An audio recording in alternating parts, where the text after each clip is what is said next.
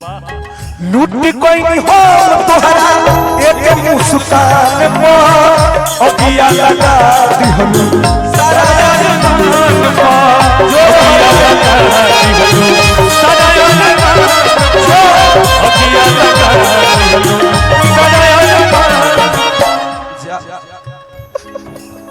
तारा चलते का ना कोई नहीं बाबूजी पाड़ा रखले रहले हां पाड़ा बेच के तेरा हाथ में कड़ा की ले वो पाड़ा खड़ा ना हो तो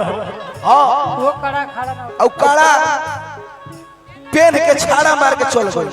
हां लइका कलस ले ले लूचे खुशियां ले ले लूचे खुशियां हम तो नाम हो प्यार का बदनाम हो गई आए प्यार का बदनाम हो गई ओ किसी और से मिलके आ रहे हैं ओ किसी और से मिलके आ रहे हैं फिर भी हम उनका इंतजार कर रहे हैं एक बेवफा से इतना प्यार कर रहे हैं एक बेवफा से इतना प्यार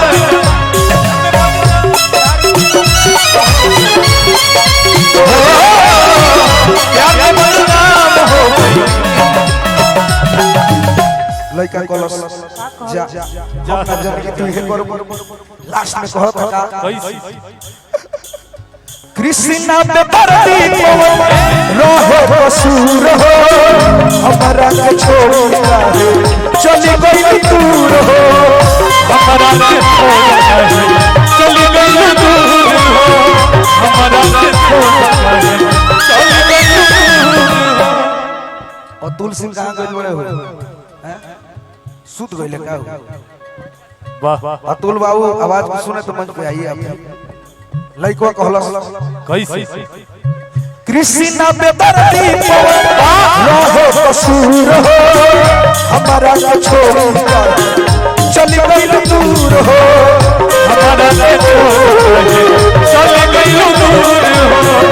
हमारा के छोड़ के चली गई दूर हो जा जा दीपक दिलदार छुपा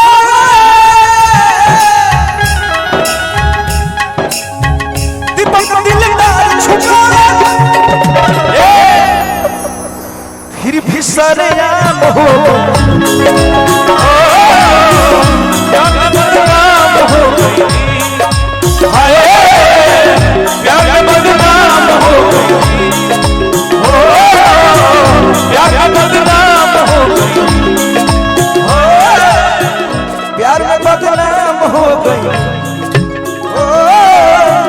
प्यार का बदनाम हो गई